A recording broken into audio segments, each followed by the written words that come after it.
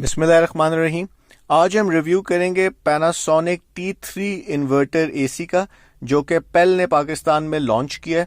और इस रिव्यू के बाद आप बेटर पोजीशन में होंगे कि क्या आपको ये एसी परचेज करना चाहिए या नहीं करना चाहिए।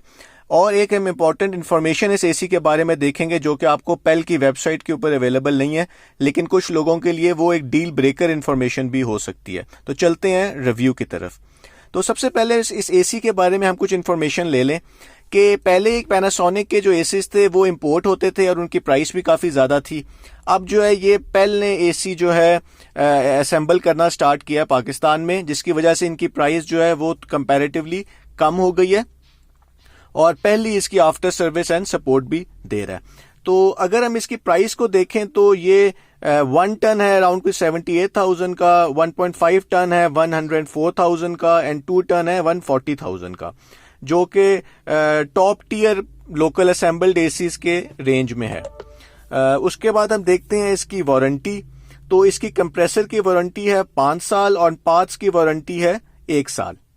और इंस्टॉलेशन चार्जेस इसके ज़्यादा हैं, क्योंकि हायर तो फ्री है, ग्रीड 2,500 है और इसकी इंस्टॉलेशन चार्जेस सिर्फ 3,000 है। और अगर आपने आयरन जो फ्रेम होता है गैल्वेनाइज फ्रेम, तो वो 950 का है, जो कि बाकी कंपनीज 250 का देती हैं। तो ये कोई मिल के बनते हैं 4,000 और इसके अलावा भी चार्जेस हैं अगर आपका थोड़ा सा कॉम्प्लिकेटेड इंस्टॉलेशन होगी। तो अब हम चलते हैं, सबसे इंपॉर्टेंट इंफॉर्मेशन वो है एनर्जी एफिशिएंसी रेशो।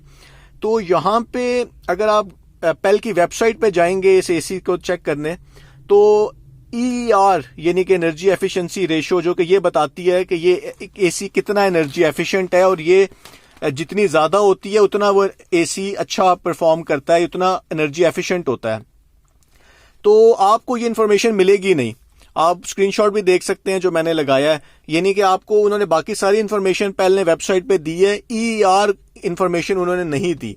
तो मैंने कैसे लिया है, मैंने इस एसी का नंबर जो है वो गूगल पे डाला, तो पेल ने तो नहीं बताया, लेकिन चूंकि एक टॉप क्वालिटी एसी है तो पैनासोनिक ने ये इन्फॉर्मेशन बताई है। तो पैनासोनिक का जो डॉक्यूमेंट है इस एसी के मुतालिक, वहां पे एनर्जी एफिशिएंसी रेशो लिखा हुआ है, वो आप देख भी सकते हैं स्क्रीन पे।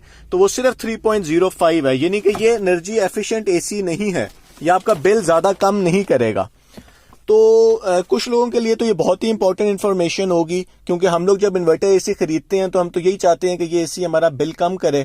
और मार्केट में जो एसीज अवेलेबल है उनकी तो एनर्जी एफिशिएंसी रेशो 3.5 से ऊपर है। जैसे ग्री के एसी हैं उनके 3.7 है, कैनवुड के जो एक एसी है 1838 उसका 4 है।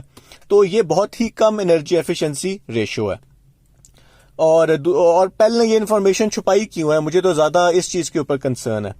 फिर हम देखते हैं सर क्लाइमेट टाइप। तो जी वो T3 है, जो कि एक बहुत अच्छा क्लाइमेट टाइप है, और यानी कि ये अराउंड 52-53 डिग्री के ऊपर भी बेस्ट परफॉर्म करेगा। पैनासोनिक वाले इसको कह रहे हैं कि जी ये 60 डिग्री तक करेगा, लेकिन अगर आप T3 इन्वर्टर्स की एज पर साइंटिफिक देखें तो ये कोई 52-53 तक ही वो बेस्ट परफॉर्म करते हैं। उसके बाद हम देखते हैं कि जी इसका आफ्टर सेल्स, तो आफ्टर सेल्स इसकी आपको पेल देगी।